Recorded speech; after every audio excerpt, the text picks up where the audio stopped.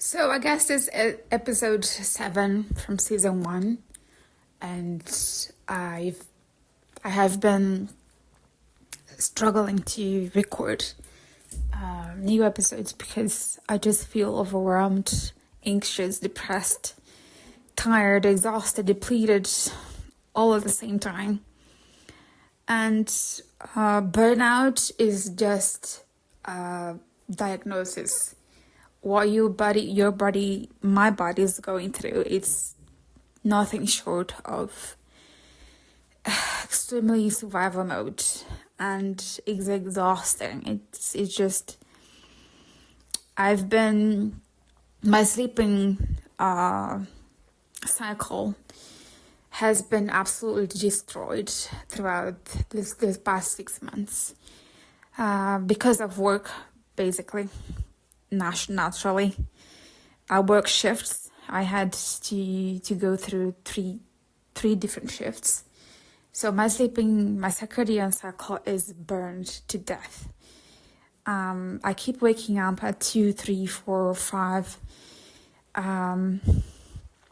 in the morning, and I can't go back to sleep. Doesn't matter if I take something or not. Obviously, all my medications are prescribed, so there's nothing wrong with my dosage. The thing is, some days my mind feels absolutely burned, fried, but my body is extremely activated. And some days is quite the opposite. My mind cannot stop. It's in loop. And my body is just depleted. So it's fucking hell. Also, besides being fired in March, 3 months ago, I was also fired by my lawyers and my psychologist. I was refused work by companies, like small companies who pays services, basic services like printing, which I need for my interviews. I need cheat sheets so I can have notes printed on paper. So I cannot. Obviously, my brain is burnt out, and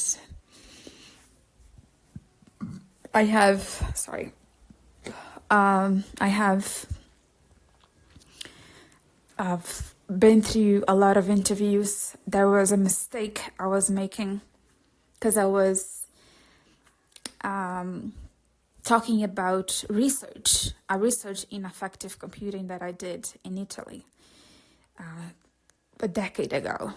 So obviously, when you're talking to an AI recruiter, they get instantly interested in that. Because I was doing research on something that preceded AI in so many years. It wasn't even an idea back then. So effective computing is amazing. It's an amazing field. I would love to have the brain capacity to go back to that and do some more research on that, because it's fucking amazing. It's fucking science. Human computing behavior science investigation. It's fucking amazing. Just Google it so you have an idea what it is. And I was researching robots and the use of treatment for autistic children, which is pretty much deadbeat topic at this point. So it doesn't matter. It's outdated. It's irrelevant, and for the jobs that I'm applying to. So I kept in an unconscious and unfortunate way, I was sabotaging my own interviews. So today we're going to talk about not only survival techniques, but how to get through burnout and all the mental and physical demandings to go through, that you have to go through systematically and practically rationally for a long period. Burnout is not treated individually. It's something that, like I said, it's a diagnosis, but there's so many layers, there's so many underlining coexistent illnesses, diseases that comes with it. And right now I'm battling my whole being, an acid reflux that is killing me. It causes stomatitis, it causes nausea, it affects my gastritis and my diet, which is already very restricted because I've acquired lactose intolerance. I didn't have fucking lactose intolerance until 6 months ago, and now I have. So I basically cannot eat anything. And basically, if I drink water too much, any kind of liquid, some days I don't drink more than 2 bottles of water when I used to drink 4. So yes, and now they're investigating paresthesia, my legs and my inferior members and my superior members. There is this numbness that doesn't go away. There is the tingly feet and hands, which suggests some neurological issue. The tests that the doctors, the neurologists ask me cost a lot of money that I don't currently have. But I don't know, maybe the amount of interview I've been taking will bring up some news, good news soon, and I'll be able to make it, to take them and have a final diagnosis about what this is. It's very, very physically debilitating, and mentally, emotionally, it's even more. Because I'm able to walk and stuff, but I'm not able to stand for a long time or sit for a long time. So yes, I have to get back to work while it does not even knowing what is wrong with me, neurologically speaking. So I want to talk to employed burnout people and unemployed and burnout people. I will make suggestions and take it as an advice or not. I don't care. I'm speaking from experience. If you don't feel like it's enough, good luck on your own. So the first thing I'd say is, if you are employed burnout and you're planning to leave, first thing is, do you have a healthcare plan?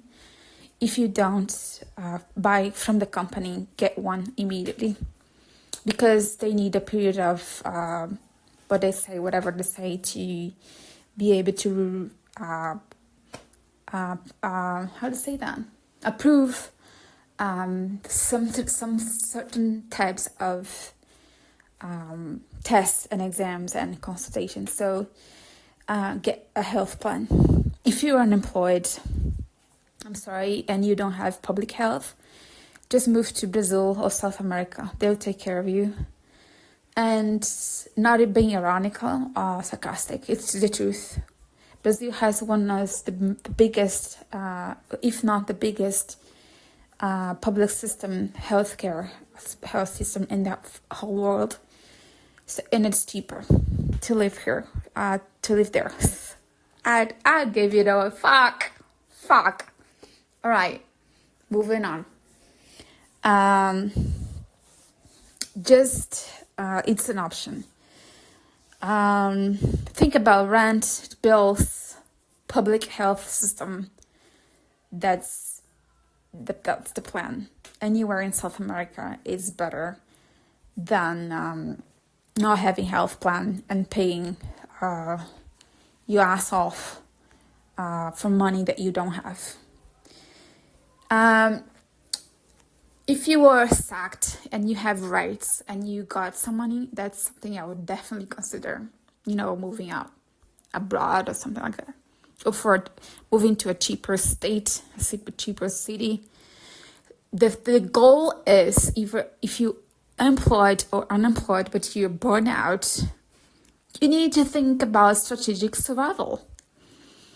And the thing is, people have children, people have pets. I have pets, but I don't care. I'll take them with me. I don't have children, obviously, for practical reasons. They are so expensive and so much to handle. I can barely take care of myself, let alone children. And I'm not planning on having them anyway. So I'm childless, child-free, whatever you call it. I'll call it problem-free. So, yes, first thing is healthcare and effective managing your resources.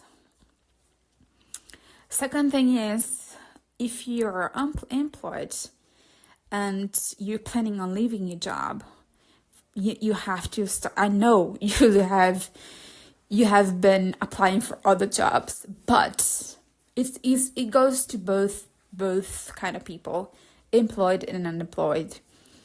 Go for AI. Start reshaping your CV, and you transfer your skills to AI skills. They don't require experience in AI. They require soft skills. The technical skills you learn as you go. Obviously, you have to take a course. I recommend Coursera, AI for IBM, for beginners. It's an introduction. I'm taking it. And it's very, very easy to understand. It's completely, doable, and you're not stupid. You're here, so you can do it. So reshape your CV and transfer your skills, even your technical skills and soft skills, to AI. That's my tip. That's the only one about jobs that you're gonna get from me. Because if you're not able to navigate technology in 2026, you're fucked. You go live in a fucking forest and live from art, sell earrings and necklaces made of stone at the beach. That's it. The next thing is, I talked about housing and moving to cheaper places. That's true. But if you are working from home, or you have to understand something. If you're burnout, either you're unemployed already, you have no resources, no funds, no healthcare, no possibility of moving out to somewhere cheaper. First of all, you're pretty much fucked, but there is a way. There's always a way out. Don't sell your body, please. That's not the way out. Don't do drugs either. That's not the way out. But everything is about technology these days. So if you cannot navigate your computer, I don't know how you got here. I have a degree in computer science, but it's obsolete because I finished 11 years ago. And pretty much that's the stuff that I learned. They evolve in a million years, light years, faster than I cannot ever imagine. So basically, you have to get up to date with technology. What the fuck are you doing? Spending time scrolling on Instagram and TikTok for hours and hours, brain rotting. It's not useful. So, yes, you need to get ready technologically, scientifically. Just get get on with it. Obviously, I'm not telling you to rush over things and take a course in 2 days. That's not how it works. You work how your body and your mind allows you to. Like I said, some days my mind wants to do things, some days my body doesn't want to do things. So you have to respect that. You must respect that, because otherwise you're just gonna get even more burned the fuck out. Even if you land a job, you're not gonna able to perform. Or even if you get shortlisted to an interview like I did today, you're gonna be so fucking anxious and so overwhelmed that you're not gonna perform well. So first of all, consider what my technique about taking notes. Don't write anything with your handwriting, because you're not gonna understand that shit when you have 20 minutes when you have 90 seconds or 60 seconds to talk about yourself and your experience and all that. So I do what I do, which is I make a cheat sheet, I send it to the printer guy, and I get it delivered, and I cut the chunks, the text chunks, and then I glue it to the screen, my laptop screen.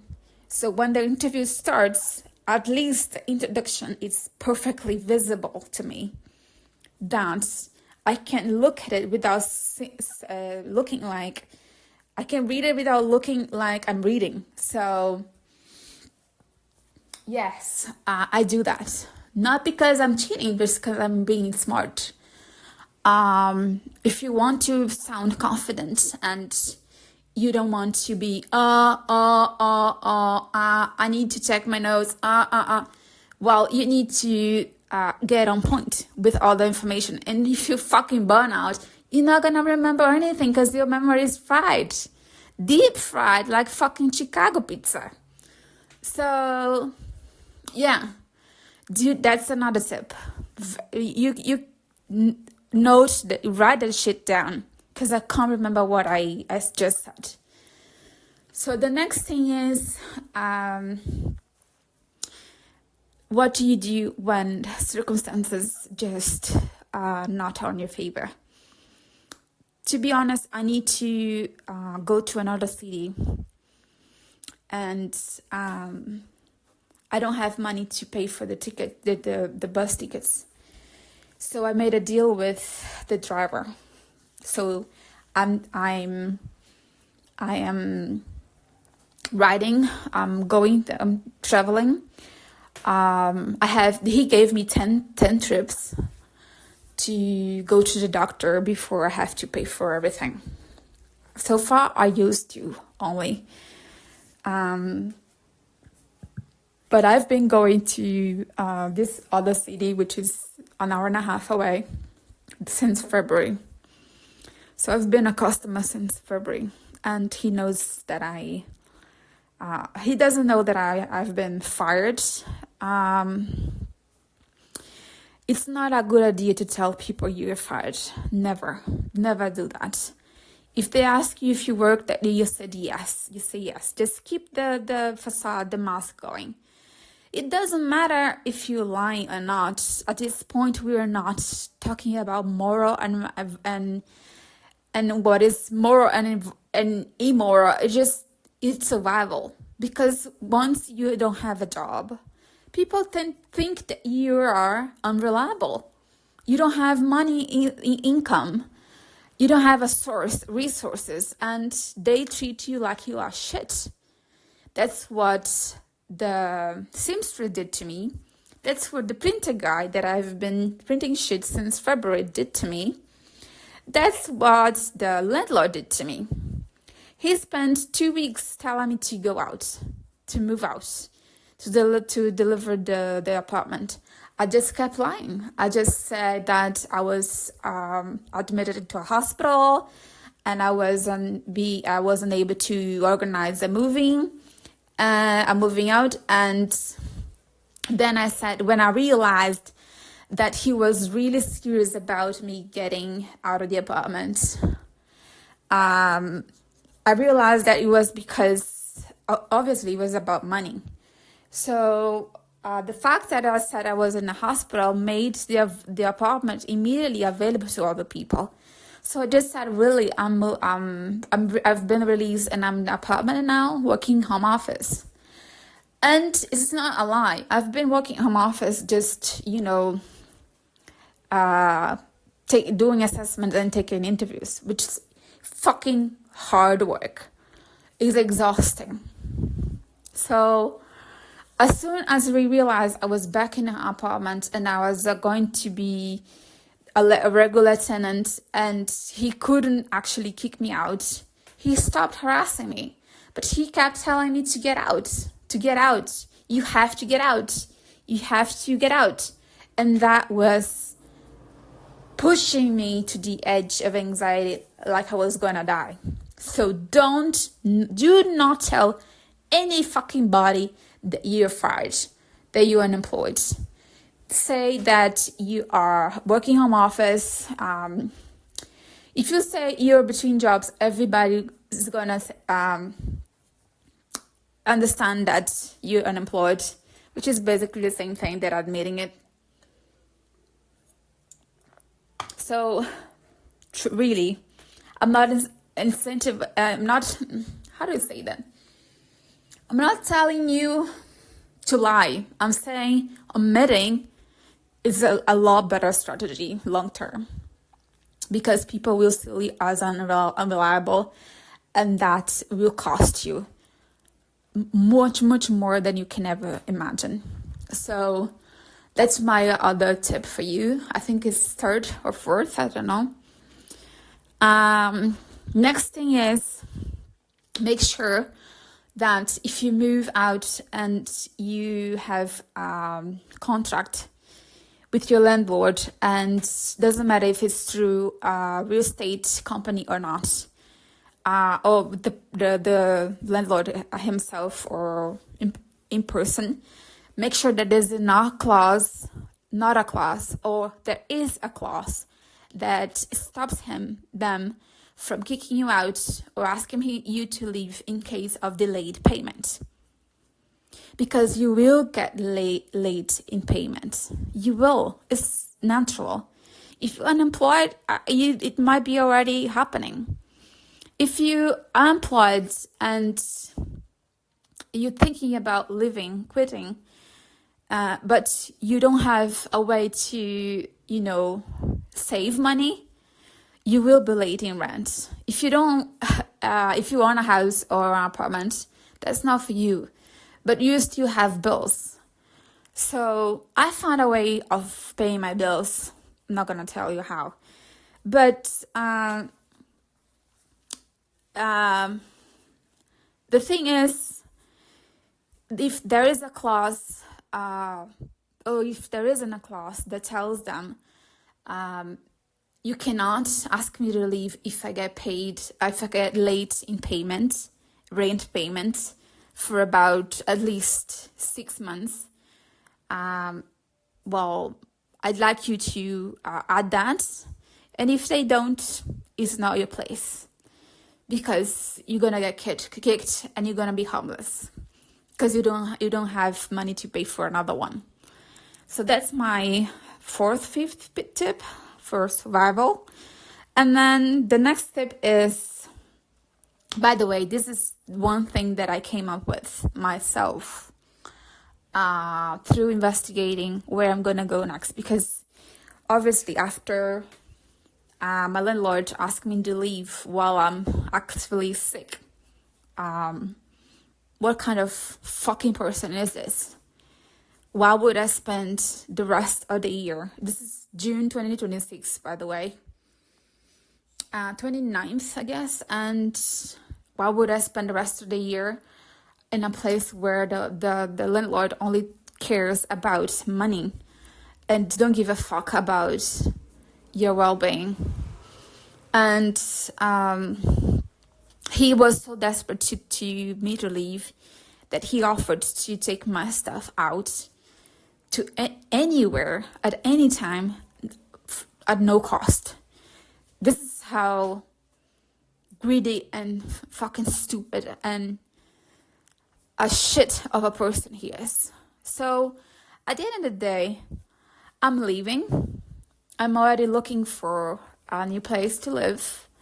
I keep finding places near the beach, and I was shortlisted to a job that I'll be making 4 times more a week than I used to 3 months ago. Just using the tips that I'm giving you about interviews. So I didn't do anything but to explore my skills in a different way. Nothing else. So basically I'm leaving, but I need to be approved and hired before that. And I'll let you guys know in the next episode if I got the job or not. So, yes. The next thing I would like to talk about is your relationships with people. That's gonna go down really quickly. Co-workers, family, friends, they're all gonna vanish. And my case, I already didn't have any of those. My family is really sucks at emotional supporting. They really fucking suck at it. They can't give you a word of comfort. They are more I guess that you can say that love language is actions of service. They're really promptive to doing stuff for you, but they will never hug you and comfort you, or give you any word of comfort whatsoever. So, and their resources are very limited. I'm talking about myself and the life that I've been living for the past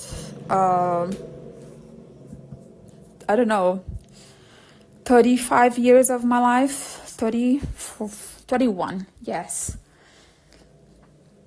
31 years of my life was, except for the year that I was in Italy, and 2 years that I've been with someone who provided a better lifestyle for me, but it was just for 2 years.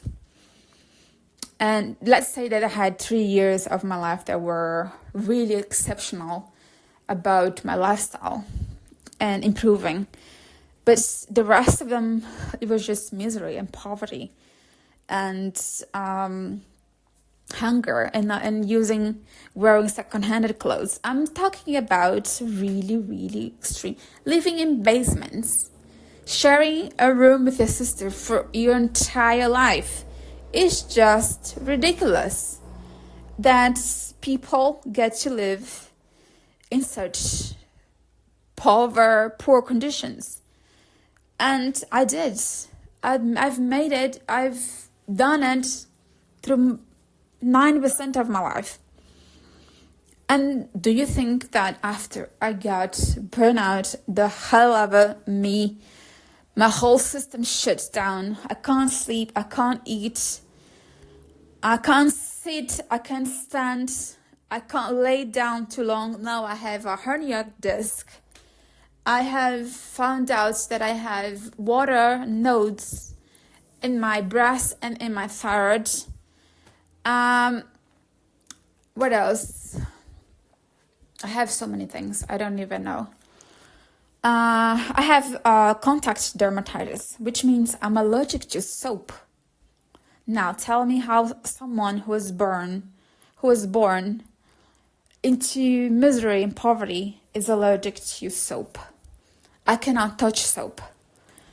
I'm showering with oil shower, and every time I touch anything with remotely it looks like detergent, like my facial gel, my hands just go just get bloated and dry, and I have to use loads of cream, Vaseline, and all shits, Panthenol, everything, and doesn't work. I basically have to wear gloves all the time. Well, I'm already tired just describing it. So yeah, how does someone like me get out of this shit without support from the family? I told you in the last episode that I had blocked my family. Yes, and I don't regret it. Because when I check my phone every day, there is not a single message criticizing me, telling me that my decisions are wrong, that I am wrong for thinking what I'm thinking, for making me feel guilty about wanting what I want, and gaslighting the fuck out of me every single time we talk. Because that's what they do. It's the ammo. And I'm sick and tired of that. If you're not going to help me, you might as well fuck off and leave me live my life the way I've always wanted. And the truth is, I don't even know what I want. I don't know who I am. I'm figuring the shit out by myself, alone. And that's fucking hard. So think about your relationships, your blood relationships, and your long-term relationships like what they are. They are relationships. They're not your cat. Your cat is fiercely loyal. Your dog is fiercely loyal. You feed them. You take care of them. They give you hugs and lick you. Then they have their own space. They have their own way of figuring life out that does not apply with your own way of living life. So I treat my mother and my sister and my father and my brother and all the fucking uncles and cousins that I've grown up with as people that I know, that I used to know, and that they don't belong to my life right now at the moment. I don't know if they ever will, because they just refuse to accept me as I am, as I were growing up. They label me difficult and embarrassing and crazy, and they made me feel inadequate in so many ways, unwanted and rejected. It's just the way they are, especially my mother and my sister. My father used to make jokes at me, embarrassing me in front of people, calling me, I'm skinny. Is there a reason why should be anyone ashamed for being skinny in this world? In this Walmart world that cheap chips cost, buying shitty things, drinks, it's cheaper than buying fruits. And no, there isn't. So my father used to make jokes about my body. The quote friends from the church that I was indoctrinated in for 30 years used to tell me they would be jealous of my body because I was the only skinny one. My friends, I would call close friends, was to shame me because I didn't have a huge bum or huge thighs like they did, or big boobs like they did. So everybody in my fucking life, with a few exceptions, accepted me for who I truly was. And one of the people who did that passed away the day before I started working at this job. And yeah, it's really hard. I don't want to talk about it. But let's say that he was the only person in the world who truly knew me, inside out, literally. And he's no longer here. So treat your relationships like they should be treated. They are temporary. They're not going to last forever, especially if you're unemployed, because there is no reward for them in it. There's nothing for them in you that they can get any, I don't know, rewarding from being hanging around with you. If you go out, someone has to pay. Who's gonna pay? You? Unemployed? No. A coffee, when you're unemployed, a coffee, it's the last thing that you want to pay for, because you have fucking coffee at home. If you're going out and you're having dinner, like, really? I have salmon on my fridge and prawns. That's the only thing I can buy and eat, because it doesn't hurt my stomach. Why would I go out and eat sushi? Like, sushi is fucking expensive if I have salmon, fish at my own house. So you start thinking about, expenses that do not belong to your budget anymore. And people see that and they say, oh, if I'm allowed to pay every time we go out, I don't want to hang out with him or her. And if you are surrounded by this kind of people, then you're better off alone. So anyway, it's like being unemployed, being burned out, being sick, having no support system, no support network. It's basically telling yourself, who in my life is worth of my attention? Not even your company, just your attention. Because otherwise, if these people fail at you at this point, then they don't belong in your life anymore. And I'm not really sorry to tell you that. I'm really fucking happy that I found out about this. I had the option of cutting them out. And I was so much relieved. Oh God, I'm so fucking happy that I did it. I don't know where that came. I think that came from because of my survival instinct of healing. For healing. Healing is everything. All you want when you're in a vulnerable situation like this is to heal. And you want this to get over with. You want to move on with your life. And you cannot drag yourself and this kind of relationships at the same time. It's impossible.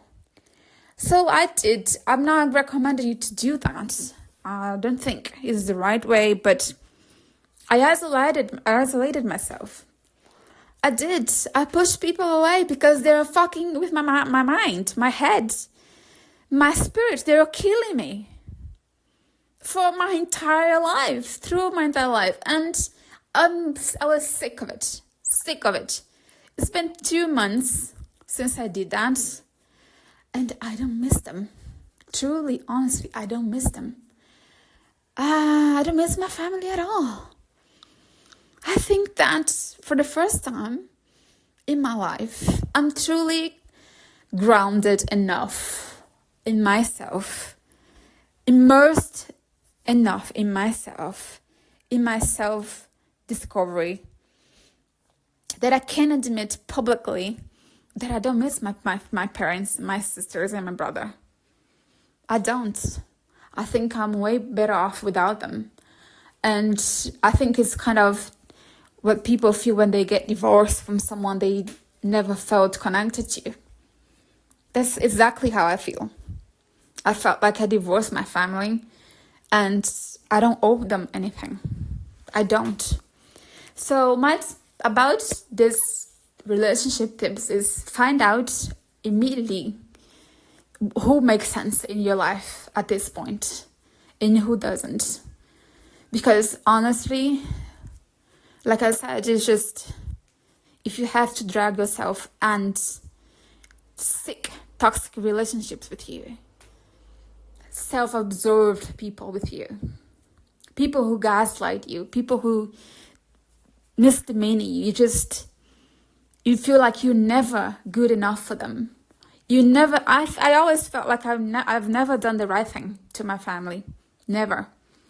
The best thing I could have done was to get this job.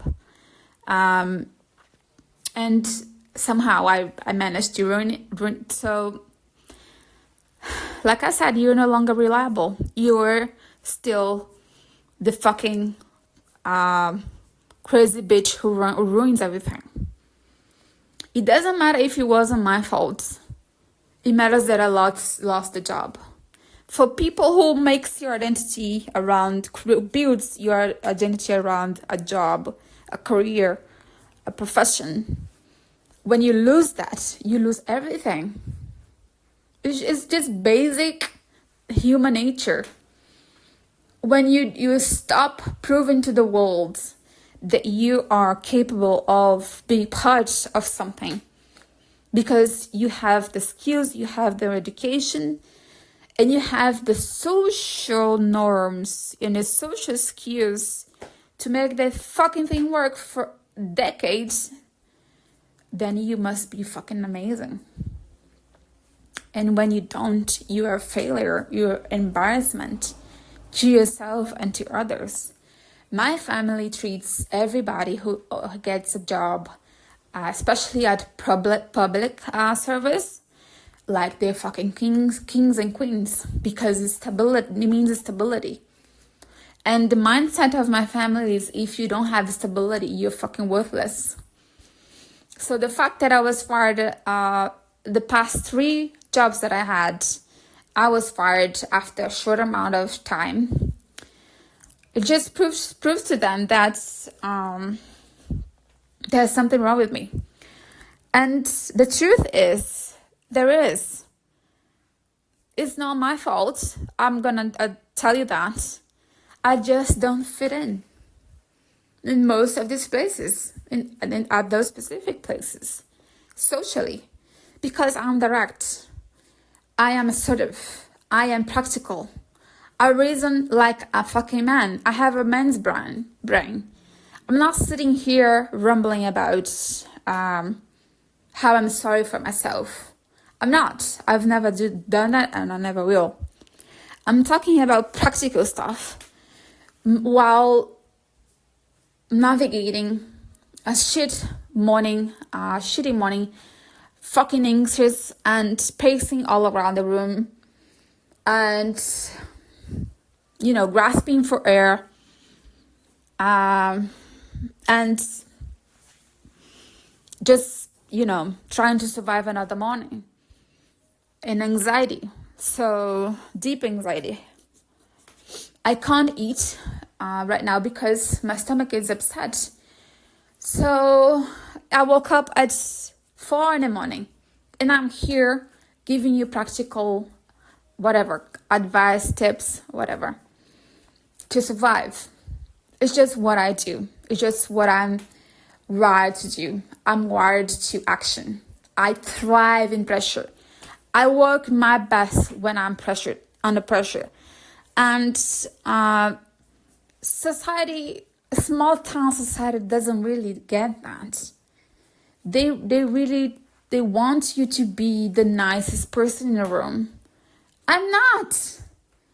Why would I fucking wave everybody a single day? I did it because a guy told me, the first time we met, he told me that they called me the difficult translator. The one that doesn't say good morning to anyone. And the one who is in relationship with management, which was the person I've mentioned before. He had passed away already. So it made it really hurtful. So they started gossiping about me. And when they didn't find anything else, when I didn't react to the gossiping, I just treated it like, I don't care. It's not true. I denied everything. That's another tip. If you're not comfortable with people knowing about your personal information, and when someone asks you to about it, I did it. You can do it too. Just deny it. I don't know what you're talking about. Do you know this person? No, I never seen him before. Did you go to? No, I've never been there before. Just kill it. It's not lying. Again, it's a strategic maneuver to avoid spreading the gossip even more. You just cut it off straight out from the root. In the root, you cut it out. that's what I did. I looked people in the eye and I said I didn't know my ex-boyfriend. I did that, and I would do forever if someone else asked me. It's none of their business. I'm not gonna talk about my personal life with someone who I deeply loved for 4 years. And I said 2 years, and then 2.5 years back on distance relationship. We became best friends. I was not going to take the most treasured moments and person that I've ever had in my life to chit chat about it with some stranger that I've never met before, who doesn't mean anything to me, and make my memories turn my memories into gossip. I wasn't, and I will never do that. So to kill gossip, my strategy was always deny. Always. And I think this is the last one because I'm really tired. I'm grasping for air again. And I think the last one is assess your progress. You know, some days are gonna be good, some days are gonna be bad. It doesn't matter. But at some point, I can say safely, I can affirm certainly that after 3 months, mentally, I'm in a better space. Physically, not so much. The amount of diseases, issues that I have currently under treatment are not conducive with the amount of progress that my mind went through the past few weeks. At the first 2.5 months were just basically eating and showering, brushing my teeth, going to doctors like there was no tomorrow. Another thing I was going to forget. If you are employed and you're thinking about leaving, and like me, you're about to lose your health plan, make sure that you use the fucking thing like you're gonna die tomorrow. Scan everything, MRI everything, ultrasound everything. Make sure you understand your body conditions before you leave, because you don't know when, up until when, they're gonna keep your health plan going. It's been 3 months, they haven't cut it off yet, but pretty sure they will soon. So yeah, you do that. Take all the tests. Blood tests must be done. Even if you are, I don't know where you live, so I can't tell prices, but blood tests must be done 1 to 2, in my case, every month or so. You have to understand your glucose. You have to understand if you have anything related to cholesterol, to diabetes. That could be a reason that they cannot fire you, or they would, consider a termination more difficult if you develop it, obviously, after you started working. So you need, this is a tip for the unemployed, and the next one to be, if you're getting a job, make sure you have those fucking tests done before you start work, aside from the company's tests. Because in my case, I didn't get access to my how to say that? It's onboarding, admitting process. It tests. I didn't get the results. The company did. I didn't. So I couldn't prove that I wasn't sick before I was fired. So basically, you have to take your own tests before you go into any job. It's mandatory, because we're basically living in our, slavery system. Doesn't matter where you work or what you do. The conditions that your body and your mind are before you getting a new job, they must be on point. Because if they're not, they're gonna blame you for being sick before you even started. So yeah, you check that out. Before you even think about quitting, you have to use that health plan like it's you paying for it in a way. So it's like hiring a hooker for the hour. You're gonna, use it as much as you can. So do it with the health plan. So nothing against hookers, by the way, total respect. But they're there for a service and for a short amount of time. And if you're thinking about leaving soon, then you must get started soon as possible, because that tests take time to get the results. So yes, tomorrow I'm gonna go to this other city so I can take more tests, see more doctors before they cut me off. And yes, like I was saying, assess your progress. Have everything documented, because you're not going anywhere fast if you don't. You need proof that you're okay to do this job. I don't even say fit, because we all are fit to do something, unless you have some kind of mental illness that doesn't allow you to properly function, or physical disabled. But we all fit for working. If that's where the question comes, are you okay mentally and physically to do that?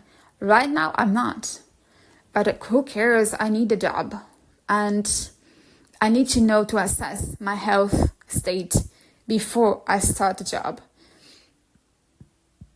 So when I need to prove that the job caused or didn't cause disease, sickness, I have the reports, the doctor's reports. And obviously, last but not least, get a psychiatrist, because every doctor is obligated to report everything you say. And if you tell a psychiatrist at least one every 2 months that your job is killing you, and you give specific details about how it's killing you, then in 3 months, you're going to have a burnout report. So, yes, you do need the fucking health plan more than anything else. That health plan is your bitch. Do it. Use it. So, yeah, that's it for today. I'm tired. I'm going to watch something. Take care.